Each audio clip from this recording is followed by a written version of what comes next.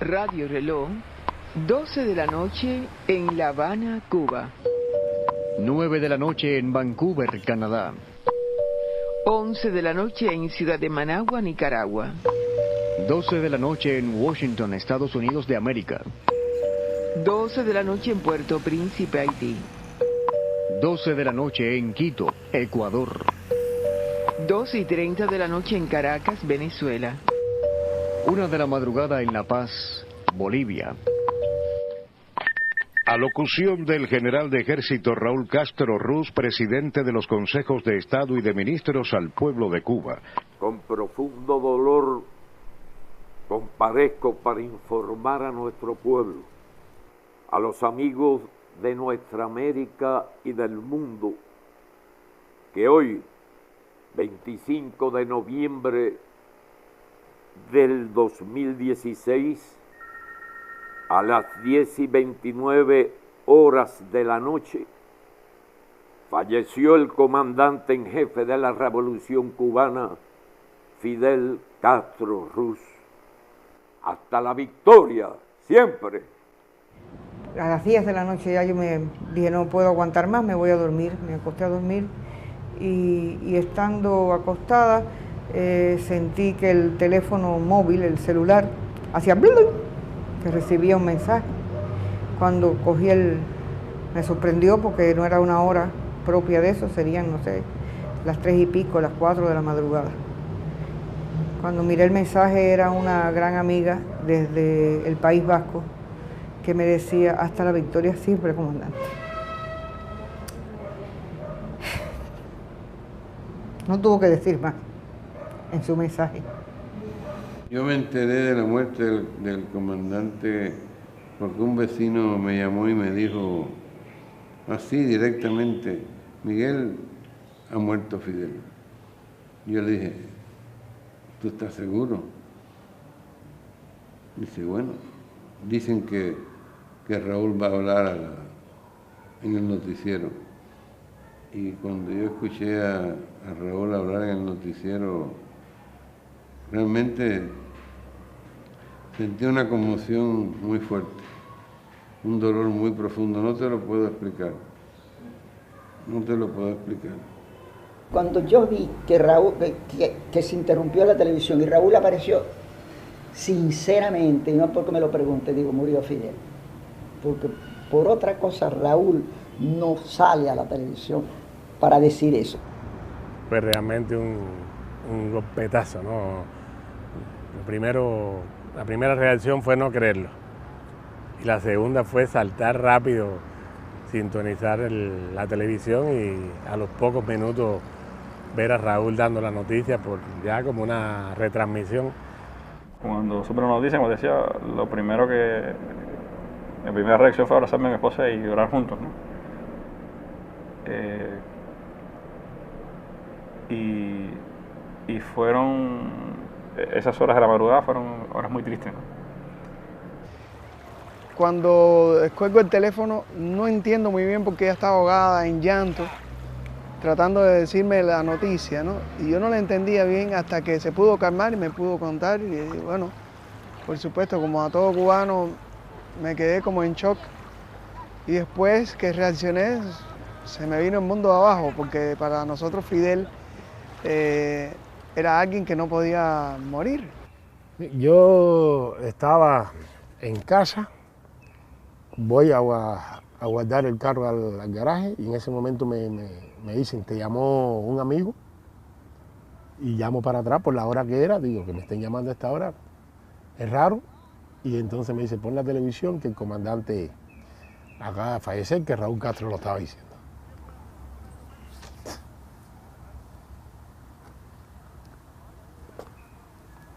¿Qué pasó? Dime, ¿qué pasó? Dice, no, jefe, falleció el comandante. Es como yo estoy, que me quedo en el aire, ¿no? Y le digo, ¿no? ¿Qué comandante? Pienso, no sé. Sé que no hay muchos comandantes en la Fuerza Armada ahora, ¿no? No pensé en Fidel, honestamente. Falleció el comandante. Digo, ¿qué comandante? El comandante Fidel. Yo le digo de inmediato al compañero, acostumbrado a estas chivetas del enemigo. ¿Quién te dijo eso? ¿Dónde tú sacaste eso? Telesur, creo que me dice. Y el general va a hablar, pero me dice nada, coño, ya reacciono, digo, coño, si va a hablar Raúl, y eso tiene que ser. Cumpliendo la voluntad expresa del compañero Fidel, sus restos serán cremados en las primeras horas de la mañana del sábado 26.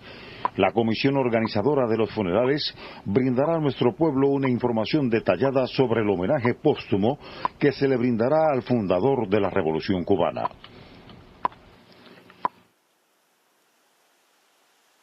Pues La Habana automáticamente, sin nadie pedirle nada a nadie, La Habana se puso triste. Era una ciudad silenciosa, cosa rara. Había un silencio sepulcral, había una tranquilidad tremenda. La gente hablaba muy bajito. Fue un luto total. Aquí se sentía, se veía en las calles, en las guaguas, en los centros de trabajo, en las escuelas. La ciudad que es muy ruidosa, prácticamente amaneció en silencio, señal de respeto y ya. El Consejo de Estado declara 9 días de duelo nacional a partir del 26 de noviembre hasta el 4 de diciembre. Cesarán las actividades y espectáculos públicos, ondeará la enseña nacional a media asta en edificios públicos y establecimientos militares. Radio Reloj. 7:17 minutos. Fidel, hombre historia. De ardiente profeta de la aurora lo calificó el Che Guevara. Para muchos es el mártir de estos tiempos. Cuando se repase la historia de Cuba habrá que reconocer por siempre la obra y la personalidad de este hombre de 90 años, quien sacudió conciencias y mostró los caminos para fundar una patria nueva. Su pueblo lo llama simplemente Fidel, o el comandante, el eterno rebelde que se propuso dar continuidad a la revolución inconclusa de nuestros próceres independentistas y con su genio político y militar, contra viento y marea, ha llevado adelante esa gran proeza de los cubanos. Su vida, larga e intensa, es lección de coherencia ideológica, fuerza ética, humanismo y brillantez intelectual. Continuará. Mira, estamos viendo los originales de cada una de las sesiones del juicio de Moncada, que yo la hacía día a día. Iba a mi casa y con aquella máquina que tengo allí, aquella Royal Corona, pues entonces lo pasaba como si se fuera a publicar. Yo tenía la idea, yo mentalmente, de ver a un Fidel agobiado o triste o serio. Vaya, porque fue un fracaso táctico el del Moncada, no pudieron tomarlo por sorpresa. Y de momento siento un ruido, eso no se me olvidará, un ruido de metales. Y eran los combatientes que venían esposados. Y después, unos segundos después, entra un joven, un hombre, una figura que a mí me impresionó, porque abarcó todo eso. Ya yo no vi nada más, que era Fidel Castro, elegantemente vestido, con un traje negro azul hecho por el mejor sastre habido y por haber. Fidel con 27 años, afeitadito. Era, vaya, un artista de Hollywood, por decir algo. Era y serio, pero muy serio. Y entonces, cuando entra, todo el mundo, hay un silencio terrible. Yo me quedo a mirarlo, pero lo de menos es eso, sino cuando entran los guardias, rastrillan los fusiles con bayoneta calada, que están a los alrededores. Y Fidel hace así, ¡ah! No se puede juzgar a un hombre si es esposado, y choca a las esposas. Y ahí hay un silencio que los magistrados no saben qué hacer durante unos minutos. Y entonces tocan el timbre, suspenden la sesión, se lo llevan a un cuartico atrás y deliberan. Y después vuelven a la sala y dice, bueno, se ordena que le quiten las esposas a los acusados. Y entonces él, sin que nadie, ya él manda en esa sala, sin que nadie le diga siéntese, hace así pam, pam, y se sientan en los estrados de los abogados. Y es esa foto que está en ese libro, no foto, dibujo, que se hizo después porque prohibieron fotos y grabadoras. Míralo con su toga. Esto es en el pleno juicio, él preguntando con su toga en el estrado de los abogados, no de los acusados. Entonces, cuando Fidel se queda solo en la sala, porque salen los magistrados, están los militares, solo no están los militares, pero los militares están como perplejos. Entonces va hasta donde están los 6 periodistas. Y entonces, ahí es el Fidel, ¿cómo decirte? No conspirador, pero una palabra cómplice, algo así muy... Es cuando yo hablo por primera vez y oigo con Fidel, o él conmigo, y me dice, ¿tomaste nota? Te vi. Digo, sí, tomé nota. De todo, digo, sí, de todo, hasta el final. Dice, en el otro también te vi, los demás no escribieron nada. Dice, sí, pero yo lo escribí. Dice, pero no te la van a publicar. Así, ahí dentro de... No te la van a publicar. Y entonces dice, ay, Fidel, pero yo la voy a guardar. Yo la voy a guardar. El día que quiten la censura, la voy a publicar. Yo la voy a guardar. Entonces él me hace así. Me guiña el ojo y me dice que sí. Es una cosa cómplice. Ahí es donde por primera vez se establece una cosa, pero así de directa. Nací en El Vedado, en una familia de clase media. No tenía idea alguna de que me iba a integrar a un proceso revolucionario tan radical. Sin embargo, poco a poco, como yo siempre digo, me fui identificando con el proceso y me fui quedando, vamos a decir, ¿no? Convencido de que lo que decía Fidel en La historia me absolverá, se iba cumpliendo. Y sobre todo lo que él dijo en palabras a los intelectuales, que fueron 3 semanas consecutivas, fueron 3 sábados consecutivos en la Biblioteca Nacional, y vi a Fidel con aquellos 34 años, todavía había olor a monte, ¿no? Y a Sierra Maestra en su mirada, en su traje verde olivo, y aquello me cautivó la personalidad de Fidel. Se buscaba un equipo de video que siguiera los pasos de Fidel un poco para quizás guardar esas imágenes para un futuro, pero también para reportar y ser útil, dando a conocer las actividades de él como presidente. Entonces de pronto me vi con una cámara en el hombro y Fidel delante de mí. Empezamos a trabajar con la energía de esos años, ¿no? 20 y tantos años, no llegábamos a 30. Y parece que mi trabajo le gustó a él, lo elogió en algunas ocasiones y un día pidió que no me separaran, que a donde él fuera estuviera yo también con mi cámara.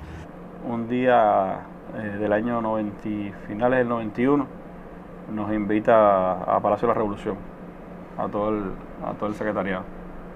Y estuvimos ahí varias horas con él hablando de numerosos temas, de numerosas cosas y sobre todo esas reflexiones muy profundas de lo que había significado la caída de la Unión Soviética para Cuba, para el mundo socialista, de lo que había significado las contradicciones chino-soviéticas en aquel tiempo, o sea, antes, en los 70. Y fue una reflexión muy linda que terminó él invitándonos a comer unos espaguetis. Y enseñándonos a todos a comer espagueti, porque como guajiro que éramos todos casi, comíamos el espagueti casi como arroz, ¿no? Y Fidel enseñándonos cómo se comía el espagueti. Estamos aquí en el Estadio Panamericano, estadio que fue sede de los Juegos Panamericanos de ese año, en 91, donde se hizo la clausura y la inauguración de esos Juegos. También fue el escenario donde se compitió el deporte del atletismo y por supuesto donde yo salté.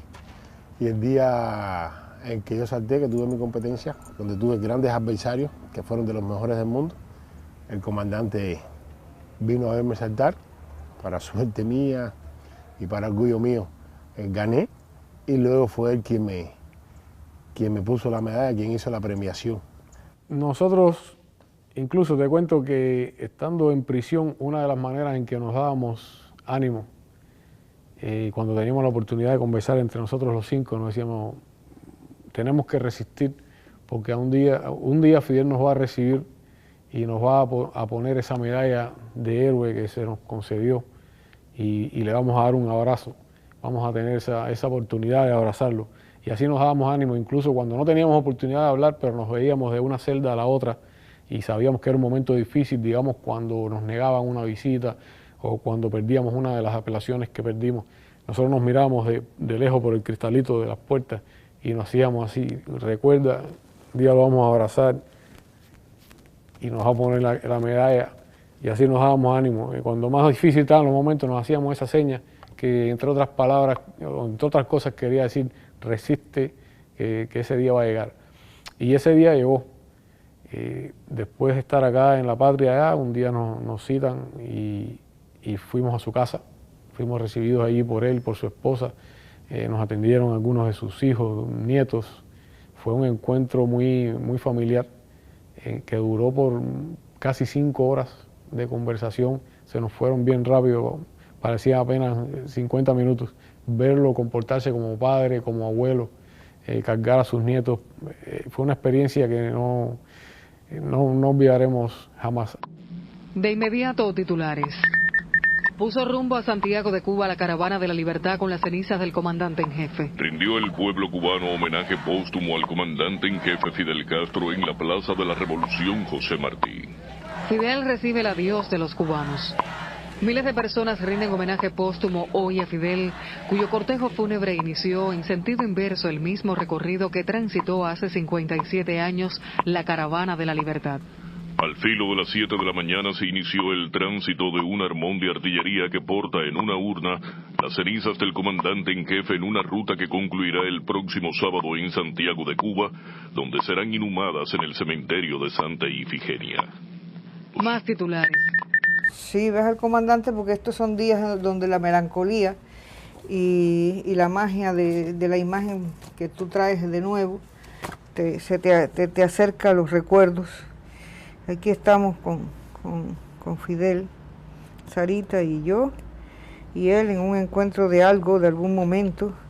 Fueron muchos los encuentros. Este es un precioso abrazo que Fidel le da. Esto fue en el Palacio de los Pioneros, que nos mandaron a buscar, y era cumpleaños de él y los pioneros se lo celebraron en su cumpleaños.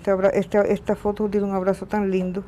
Y ese Fidel que tú ves enérgico, que hablaba con una voz poderosa, una voz que resonaba en estos edificios y llegaba al mundo entero, era un hombre que en la intimidad o en la cercanía hablaba bajito, había que a veces descubrirle en los labios las palabras. En algunos casos, hablando por teléfono, lo mismo, había que pegarse el teléfono bien al oído, porque hablaba con una cadencia, con un tono de voz realmente que no te parecía a veces que era él. Era como el reposo del guerrero, ¿no? Cuando estaba en la intimidad. El guerrero en la tribuna era una cosa y luego en la intimidad era otra. Un hombre del cual tengo recuerdos muy profundos, muy entrañables y muy sensibles, muy sensibles. La última llamada que me hizo telefónica fue para ofrecerme moringa y morera para el comedor de los escritores y artistas. Y entonces me estuve explicando los beneficios de la moringa y los beneficios de la morera para aquellos que eran diabéticos. Bueno, una conversación larga, telefónica. Y yo estaba justamente, cuando él me llamó a mi celular, yo estaba entregando un premio en la UNIAC. Tuve que interrumpir y salir al patio y allí conversar largamente, y la gente esperó por mí. Por supuesto, nadie sabía que yo estaba hablando con Fidel. Al final todo el mundo se enteró porque mi alegría, mi euforia fue tan grande que dije, el comandante nos va a mandar moringa para nuestro comedor. Fidel era un hombre que bebía historia por todos lados, y no solo la historia cubana, que se la sabía de punta a cabo, sino la historia latinoamericana, las grandes batallas de América Latina por la independencia. la historia de los romanos, de los griegos, es decir, tenía una cultura histórica extraordinaria. Y eso a nosotros también nos compulsaba, porque llegaba un día y nos empezaba a hablar de la guerra de 68. Y por supuesto, él sabía 15 veces más que todos nosotros, ¿no? Y entonces, bueno, tratábamos ahí de responderle y de entrar en conversación con él sobre esos temas, pero siempre quedábamos muy por debajo, ¿no? Y uno cogía y se preparaba, la próxima vez que venga sí voy a hablarle de la guerra del 68, pero entonces cuando venía la próxima vez te hablaba de la del 95 y de Máximo Gómez y de Maceo y de no sé qué, y ya te cambiaba la bola, ¿no? Y esto fue en el Instituto Superior de Arte en Elisa. Esto fue una anécdota muy simpática. Sara ya estuvo un periodo de tiempo en una silla de ruedas por una osteoporosis severa que tenía. Y entonces él empezó a hacer recomendaciones a Sara. Y Sara le dice que tú también eres médico. Y entonces él le dice, yo le curé una gripe a Abel Prieto. Entonces Sara le dice, no, eso no es verdad. Entonces él está llamando por teléfono a Abel Prieto para decirle, explícale a Sara que sí es verdad que yo te curé la gripe. En la boda de uno de los artistas más prestigiosos cubanos, que es Cacho. Él se casaba, no sé si por segunda o tercera vez. Y ese mismo día, nosotros cumplíamos 25 años de casada. Y vamos a la boda de Cacho y alguien le dice a Fidel, comandante, mire qué casualidad, Chile cumple hoy 25 años de casada. Se merece una medalla. Y él dijo, Chile, no, la que se merece la medalla es ella, por aguantar a este hombre que se pasa la vida entera conmigo, perdido de la casa, sin estar allá. Es decir, ahí te das cuenta que él se preocupaba por uno. Ahí está demostrando que él sabe el sacrificio que hacía la familia y que el héroe en este caso no era yo, la heroína era ella. Estamos en la cumbre de los pueblos en Portugal.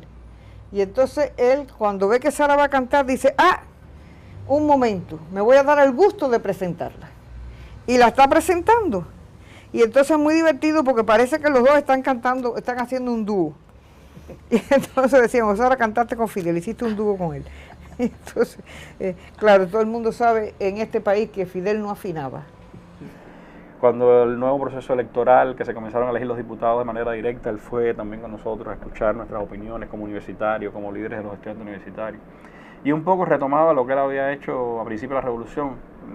Los veteranos dirigentes de la FEU nos contaban que en el 59, en el 60, Fidel se aparecía en la escalinata de la universidad y lanzaba ante los estudiantes que estaban ahí reunidos la idea de las leyes que la revolución en los próximos días dictaría. Pero lo que quería era recibir el feedback de qué pensaban los estudiantes, cuál era la apreciación que tenían, para cuando se fuera a aprobar, también él ir con esa visión de los jóvenes sobre las leyes revolucionarias. Y un poco eso fue lo que hizo también en esta etapa, que tengo que recordar además que fue la etapa más dura de la revolución. Fue la etapa del periodo especial, 92, 93, 94. Estábamos juntos un grupo de pintores, creo que nosotros nos decíamos los 12 apóstoles, porque éramos 12. Que íbamos a pintar murales a las escuelas cuando la batalla de ideas, aquella campaña de la batalla de ideas. Entonces es muy gracioso porque Sara no se quería hacer la foto y él le dijo, no, ven Sarita, ven que tú pintas con la voz. Fueron momentos tremendos, de mucho encuentro, desde el 2003 más o menos, muchos encuentros. Antes habíamos tenido encuentros con él, pero no con esa intensidad y eso nos daba esa dimensión de ese hombre tan extraordinario que les va a costar trabajo aprender a caminar, como dice la canción de Raulito, sin la mano de él.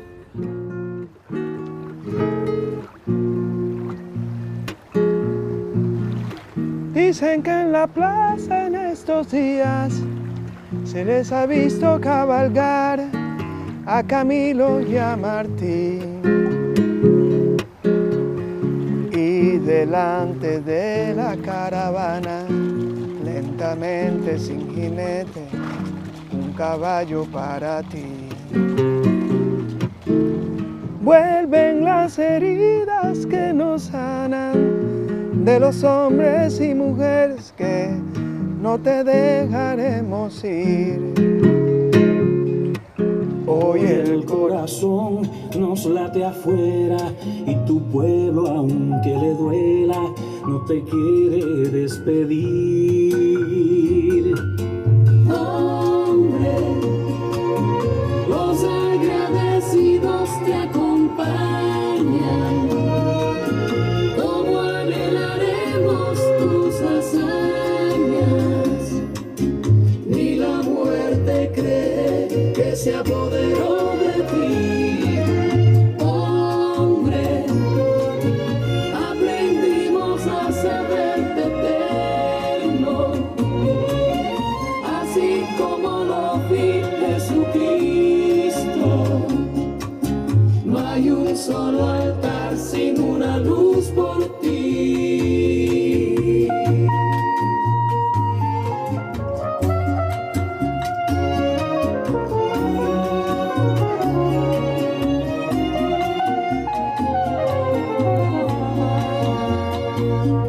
Hoy no quiero decirte, comandante, ni barbudo ni gigante, todo lo que sé de ti. Hoy quiero gritarte, Padre mío, no te sueltes de mi mano, aún no sé andar bien sin ti. Hombre, los agradecidos te acompañan. ¿Cómo anhelaremos tus hazañas? Ni la muerte cree que se apoderó de ti. Hombre, aprendimos a saberte eterno, así como lo vi Jesucristo. No hay un solo altar sin una luz por ti. Un amante de la paz absoluto y total, a pesar de que fue un guerrero, un amante de la paz, y un hombre que profesaba un humanismo social o socialista muy profundo, una preocupación por la especie humana, por, como dijo Martín, por los pobres de la tierra, ¿no? Los humildes, y mucha perseverancia. Fíjate, en los momentos más duros, más terribles de lo que llamamos nosotros eufemísticamente el periodo especial, porque fue un periodo verdaderamente terrible, en que faltaba todo, por cuestiones que ustedes conocen, el bloqueo que está inamovible, ni un ápice del bloqueo se ha movido, el bloqueo de Norteamérica a Cuba, es comercial, económico, financiero. Y en los momentos más difíciles, en un Consejo Nacional de la UNIAC, de la Unión de Escritores y Artistas de Cuba, él dijo con plena convicción, cuando faltaba todo, dijo: la cultura es lo primero que hay que salvar. Desde el alegato de Fidel en el cuartel Moncada, él plantea la situación de la educación en Cuba, la falta de maestros, la falta de escuelas, el analfabetismo, y después, con el triunfo de la revolución, que se convierte este mismo lugar de una fortaleza militar en escuelas, se plantea por Fidel en el año 60 en las Naciones Unidas la necesidad de que Cuba fuera el primer país libre de analfabetismo. Bueno, estuvimos con Fidel ya cuando culminó la campaña, y el 22 de diciembre la juventud le pregunta a Fidel: Fidel, dinos qué otra cosa tenemos que hacer, y él dice: bueno, a estudiar. Y entonces, bueno, efectivamente, los alfabetizados se dedicaron a seguir la campaña del seguimiento, el sexto grado, el noveno grado, y muchos de ellos llegaron incluso a carreras de nivel de preuniversitario, bachillerato, y carreras hasta incluso universitarias. En Cuba había a nivel nacional 2 o 3 universidades, y hoy hay, podemos decir, yo creo que más de 50 universidades en total.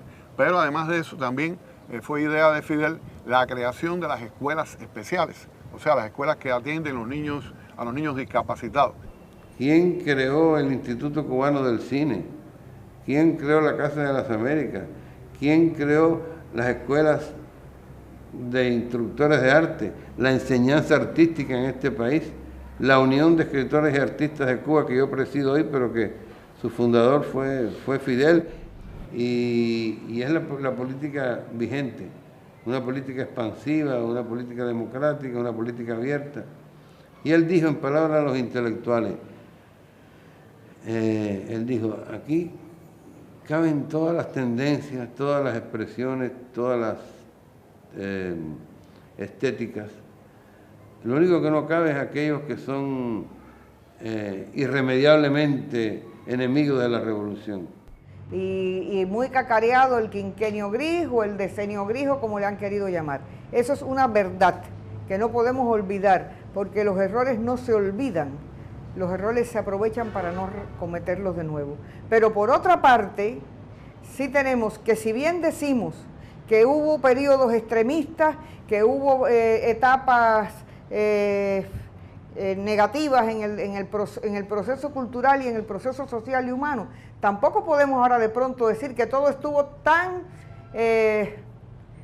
tengo que decir una mala palabra, tan jodidamente hecho, ¿no? Porque yo hice mi obra y a mí nadie me obligó a tienes que ser, el mensaje tiene que ser directamente político, la expresión tiene que ser, no queremos desnudos, qué sé yo, mentira, eso no ocurrió nunca en Cuba. Es decir, eso no ocurrió en Cuba nunca, por lo menos los artistas plásticos, mira, no íbamos a comer de realismo socialista nunca porque no tenemos nada que ver, porque nuestra idiosincrasia no tiene nada que ver con eso. Pero por otra parte, nadie nos impuso eso, ni nadie, a mí personalmente no me descolgaron ningún cuadro de ningún salón. Y yo siempre hice lo que yo entendí que tenía que hacer, no hay otra cosa. Nosotros tenemos históricamente unas 200 o más de 200 medallas olímpicas a lo largo de la historia, y de esas 220, por lo menos 210 han sido cosechadas y han sido ganadas después del año 59. Y creo que un país tan pequeño como el nuestro, un país con tan pocos habitantes en comparación a muchos países del mundo, un país bloqueado, un país con ciertas carencias y necesidades, en que hayamos estado y estemos todavía en la cúspide del deporte en el mundo, creo en gran medida que se debe al sistema nuestro, pero un sistema que creó nuestro comandante. Lo más reconocido es el deporte, porque una olimpiada la ve todo el mundo, un campeonato del mundo lo ve todo el mundo. A lo mejor no existe una competencia de entre doctores para decir qué medicina es la mejor, si la americana, la alemana, la cubana. Esas competencias no existen, pero bueno, sí hay números donde indican de que la mortalidad infantil nuestra es muy por debajo de la de muchos países a nivel mundial, más por el caso de citar solo aquí el hemisferio de América, por debajo de la americana, por debajo de la canadiense. El estatus de vida de nosotros, la longevidad de nosotros es de más de 75 años, y creo que son factores que indican de que la salud aquí en Cuba es muy buena. Y tú mencionas el caso de nuestros médicos, que muchos de ellos, o la mayoría de ellos, los nombres ni siquiera se conocen, y son personas que lo dejan todo atrás para ir a salvar vidas en lugares que ni siquiera conocen, de personas que ni siquiera conocen. Pero además está el caso de compañeras y compañeros que lucharon desde la misma trinchera de los 5, siempre sobre la base del más absoluto anonimato, heroínas y héroes de quienes nosotros nunca sabremos sus identidades, que lo hicieron, que lo hacen y que lo seguirán haciendo si Cuba continúa siendo amenazada. A diario se escriben páginas de heroísmo en nuestro pueblo. Sencillamente se trata de héroes y heroínas anónimas que son ese hombre nuevo del que habló el Che, y es una frase que por allá afuera la critican y dicen que ese proyecto de Che fracasó, ignorando ejemplos como el que tú mencionas de nuestros médicos, ignorando los constructores, los maestros que lo sacrifican todo por el bien de otros seres humanos. Teníamos una deuda que fuimos a pagar de donde vinieron nuestros ancestros, porque aquí nosotros somos, España nos colonizó, aquí llegaron los primeros esclavos del África y nosotros volvimos al África ayudar a esos pueblos. Con la liberación de Angola, se liberó Namibia y le partimos, como dijo el Che, la columna vertebral a los sudafricanos. Fidel en Estados Unidos, cuando le entrevistaron, cuando él viajó a Estados Unidos, dijo que las armas no eran tan importantes como los hombres que las manejaban y su convicción de luchar y pelear por una causa justa. Porque él puede tener 1000 armas, pero él no defiende una causa como la defiendo yo. Radio Reloj. 6:51 minutos. Amplia cobertura del fallecimiento de Fidel en medios norteamericanos. El diario The New York Times publica hoy un amplio artículo en inglés y español sobre la vida y obra del líder de la revolución, Fidel Castro, quien falleció en la noche de este viernes a los 90 años en La Habana. El rotativo neoyorquino destacó que el revolucionario caribeño desafió a 11 administraciones estadounidenses y fue, posiblemente, el dirigente más importante de América Latina desde las guerras de independencia y sin duda quien más influencia tuvo en la historia cubana desde José Martí. La revolución cubana transformó a la sociedad y Fidel se convirtió en modelo de la resistencia latinoamericana y de otras partes, agregó el periodista Anthony de Palma. La noticia al minuto. Eso es Radio Reloj. Sin perder un detalle de lo más importante de la noticia a cualquier hora del día o de la noche, esta, su emisora amiga, lo mantiene actualizado con solo sintonizarnos. Un rasgo en lo personal que impresionaba mucho era la vitalidad de Fidel, la energía, la fuerza con que afrontaba esa tarea de reunirse durante largas horas con muchas personas para escucharlos con mucha paciencia. Pero era un hombre que posiblemente llegaba a esa reunión después de haber estado participando en numerosas otras actividades a lo largo del día y de esa reunión se iba para seguir actuando con una energía realmente increíble. Era una cosa impresionante, una capacidad de trabajo, unos deseos de aprovechar al máximo cada minuto de su vida en función de las cosas que había que hacer por el país, por el mundo, que nunca pensó en chiquito, siempre pensó en lo grande. Tuvo esa gran virtud de pensar en lo grande y a la vez de tener en cuenta hasta el más mínimo detalle. Porque siempre estaba acostumbrado, es como una seguridad, como una cosa de verlo, siempre le va a dar la mala a este, le va a hacer esto, porque Fidel era un estadista, ya eso lo han dicho otras personas, pero que veía muy lejos todas las cosas. A mi juicio, sí, la capacidad de acercarse al ser humano y ponerse él a la altura de ese ser humano. Y así lo firmé en muchas ocasiones, me parecía que era como una familia, porque él era de los que llegaba, te tocaba, hablaba con la gente, era uno más. La ternura se siente, la ternura se transmite, tú te empapas de esa suavidad, de ese cariño, que no es proteccionismo, no es te estoy protegiendo, no, estoy contigo, te abrazo, te cubro de amor. Es eso, yo creo que eso es lo que se sentía estando con él. A ver, uno se imagina a su generación que nació con Fidel, que se forjó con las ideas de Fidel, vio a Fidel todos los días haciendo cosas. Uno, por lo menos los que decidimos quedarnos de este lado de la historia, para nosotros es la máxima expresión de lo que es Cuba.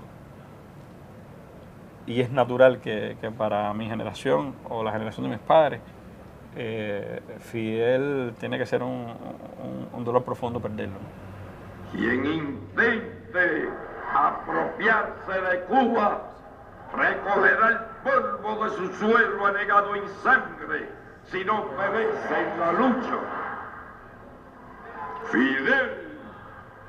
Fidel, hasta la victoria.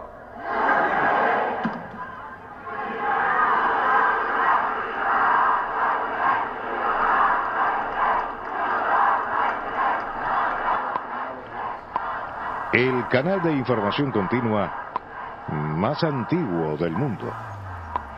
Radio Reloj. El canal de la televisión pública RTS insertó imágenes de la llegada de la caravana con la urna Santiago de Cuba, la cual fue trasladada hoy hacia el cementerio de Santa Ifigenia. Ante la imagen de Antonio Maceo en la Plaza de la Revolución de Santiago de Cuba, las palabras de Raúl resonaron vibrantes al hablar de su hermano y eterno comandante en jefe Fidel Castro, que pase la inmortalidad a la diestra del maestro. Fidel encarna los ideales de Martí, los ideales de Bolívar, los ideales de los hombres progresistas del mundo y particularmente de este continente. Y se va físicamente y lo vamos a extrañar y lo hemos llorado muchísimo, pero sus ideas permanecen y esto no es un lugar común. No es un lugar común porque ahí están sus ideas, sus reflexiones, su trabajo. Hay que ir a Fidel, hay que ir a descubrir a ese Fidel, no solo para las generaciones que lo acompañaron en la lucha, no solo para generaciones como la mía que nos criamos en la revolución, sino para esos muchachos de hoy, algunos de los cuales son muy pequeñitos y los vimos en las marchas despidiendo sus cenizas sin tener plena conciencia del momento histórico que estaban viviendo. Yo fui a la plaza y fui a lo de las exequias, he estado en la calle, no he estado aquí en mi ático pintando para olvidar. No, yo he salido a la calle y me reconforta muchísimo ver a los jóvenes. Me tranquiliza saber que esto sigue. Fidel mismo nos enseñó que la vida de un revolucionario sin desafíos y sin retos pues sería muy aburrida, ¿no? Y nosotros obviamente no podemos ignorar los retos que tenemos por delante. Ahora bien, hay que partir de la base de que Fidel es Fidel y pasarán años, quizás siglos, antes de que nazca alguien que se le pueda parecer. El artista ha contribuido a dejar su retrato, pero el verdadero lo esculpirá el tiempo. El tiempo con la mano firme del que rige los destinos de los hombres y cubre a los privilegiados con la luz y a los condenados con la sombra. Lo que pasa es que Fidel ya tiene luz. Creo que es el legado que él hizo, nosotros lo que tenemos que seguir haciendo hoy en día y hasta el resto de nuestras vidas, es seguir defendiéndolo, y creo que la forma de defenderlo es cada uno de su posición. Y hay quienes apuestan a que ese será el fin de la revolución porque las generaciones más jóvenes no estarán preparadas ni capacitadas para llevar adelante, para continuar adelante con las banderas de la revolución, etcétera, etcétera. Que pongan su dinero donde ellos quieran. Nosotros los cubanos sabemos a qué apostamos. Si quieres que te diga mi opinión, la enseñanza, por lo menos a mí, que me ha dado Fidel, independientemente de ser generoso, de compartir las cosas, ha sido perder el miedo. Perder el miedo. Este era un país neocolonizado, sometido a la bota de los americanos. Aquí mandaba el embajador de Estados Unidos. Nosotros somos un país independiente, soberano, gracias a Fidel. A Fidel y a su generación. Y después de todos esos avatares y de todas esas contingencias, ¿a qué le vamos a tener miedo? A que venga un señor Trump y nos diga que nos va a estrangular. Bueno, a ver si puede. A ver si puede, porque no estamos solos. Ya ves, tenemos América Latina. A pesar del neoliberalismo y todos los pueblos de América Latina apoyan a la Revolución Cubana. Y el pueblo de Cuba apoyó a Fidel. Y no he visto nunca, ni cuando la declaración de La Habana, la primera y la segunda declaración de La Habana, no he visto nunca una masa tan compacta y tan fervorosa como la que vi yo en las exequias de Fidel Castro en la Plaza de la Revolución, la otra la otra noche. Eso, ¿sabes qué cosa es esto? Eso fue el plebiscito más hermoso que pudo tener lugar en Cuba. Fíjate que es un hombre que desde que irrumpe en la vida política, lo han estado matando.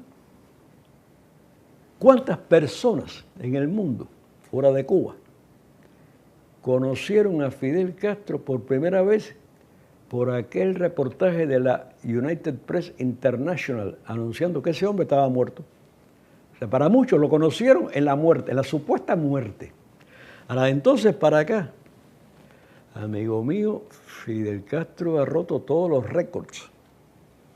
Planes de atentado contra su vida, más de 600, algunos muy cercanos a llevarse a cabo. Noticias acerca de su supuesta muerte, muchas veces repetidas a lo largo de los años. Recuerda que él mismo, una vez, dijo en broma, el problema es que el día que yo muera, mucha gente no lo va a creer, porque tantas veces se ha anunciado, se ha dicho, que el día que sea verdad no lo van a creer.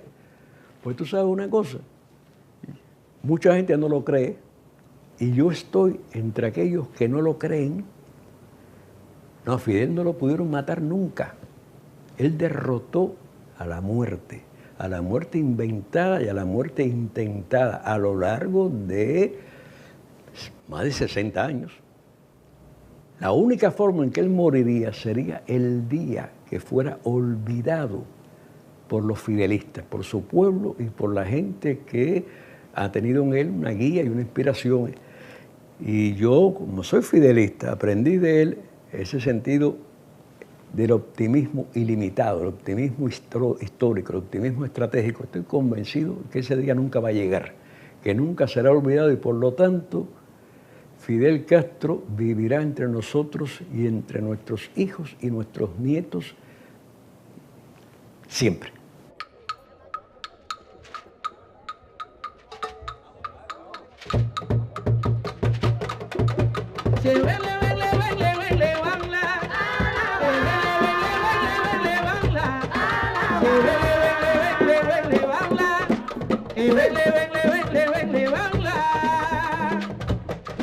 Para no hacer de mí unos pedazos, para salvarme trujillos e impares, para hacer un lugar en su parnaso, para darme un rinconcito en sus altares. Me vienen a convidar a arrepentirme, me vienen a convidar a que no pierda, me vienen a convidar a indefinirme, me vienen a convidar a tanta mierda. Yo no sé lo que es el destino, caminando fui lo que fui, sabe a Dios que será divino. Yo me muero como viví, yo me muero como viví. Pero yo quiero seguir jugando a lo perdido, yo quiero ser la zurdo más que diestro, yo quiero hacer un congreso de unidos y quiero rezar a fondo un hijo nuestro. Dirán que pasó de moda la locura, dirán que la gente es mala y no merece, yo sigue soñando travesuras, acaso multiplica panes y peces. Yo no sé lo que se te ay, yo no sé, caminando fui lo que fui, vaya lo que será divino. Yo me muero como viví, yo me muero como viví. Dicen que me arrastrarán por sobre rocas.